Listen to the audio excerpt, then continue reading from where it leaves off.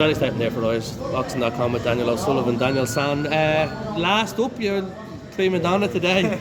Making everyone wait. Yeah. Well, you're not even thinking you were going to do interviews, or were you just tipping away? Oh, you didn't even say it to me. I was just said to you twice. I can't let Anne get in the way of training, no? Yeah. And how is training going for this fight? Like, it's been a while since you fought. Like, is it? Yeah, it'd be a year now. April the 1st be a year since the last fight. So I picked up a hand injury in the last fight, and I was waiting on it for so long to heal. I was meant to fight in September, the show fell through. It was probably a blessing in disguise that it fell through. Was your hand wasn't right now? Yeah, it wasn't 100%, and it actually went on me again.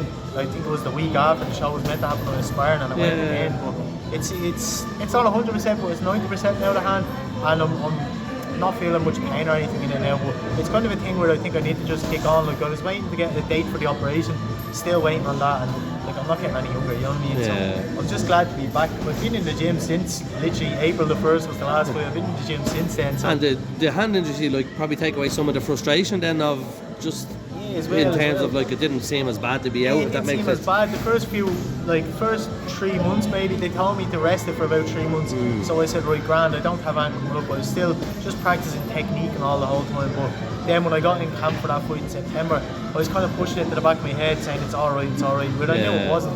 Whereas now I know it is, and I've spent that whole time working on my boxing, and I'm working on strength and conditioning. It has been a big thing for me. I feel a lot stronger now, my technique is a lot better. The hand nearly forced me to throw my punches better and proper, whereas before I'd be winging them, and that's how you pick up little injuries like that. And your strength and conditioning training was just telling me there, like, how well you're doing in the gym, and to expect a knockout on.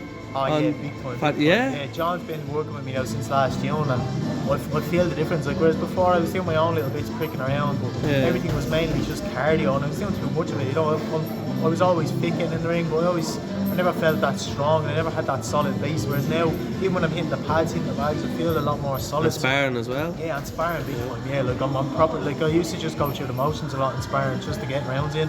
Whereas now I'm not trying to hurt people because it is sparring, but I am sitting down on my shots more, and I am, like, people are feeling my shots a lot more now. So does that give you excitement then to think, like, I'm gonna go in here and I could have the potential to do someone like you? Like, whereas before I used to just be thinking, I'll just go through the motions. I knew I was like, I could fight 10, 12 rounds, to be honest. Like, you know what I mean? I have the fitness there. They all say that though.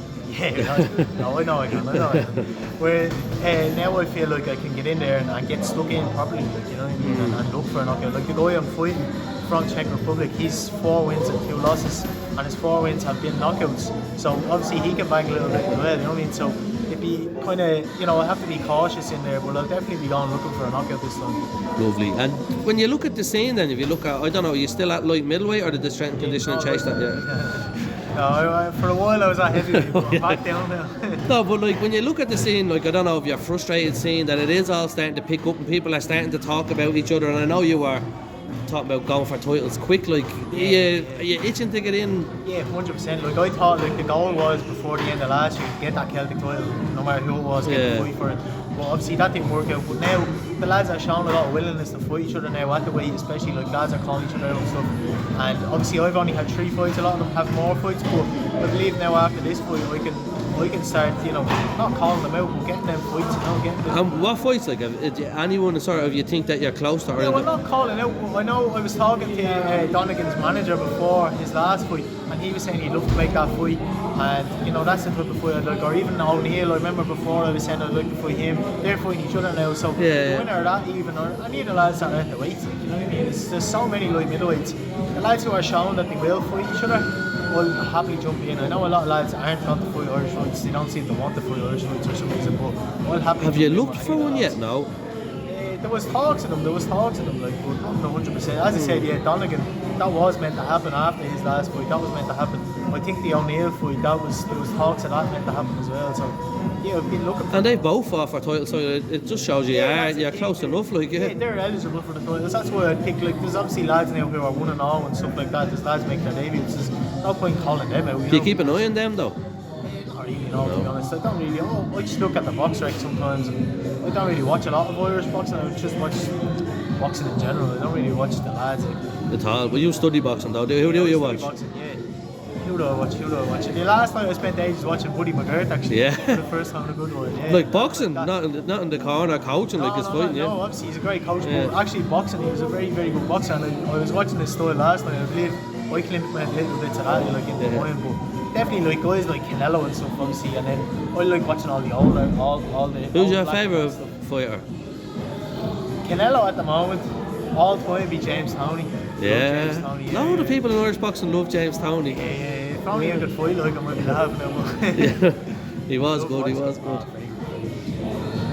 Definitely Canelo at the moment, and I like watching that. And you try to pick things up then off Canelo? Oh, 100%, yeah. If you're the lads here call me the code of Canelo. Yeah. That's what you're stuck now, yeah. Like him as well, like, but obviously, I think try implement his style a lot, like the head movement and stuff like that. Just like he's the best out there. That's who you have to watch, isn't it? You know, Yeah. you have to like. Obviously, I'm not saying I'm never going to be like Canelo, but you have to take little bits from guys like that, and inspiration from guys. And did you ever take a break from boxing then, do you? No, well, I only started very late. You know what I mean? I started very late, so I believe that's what helps me make up a lot of that lost time.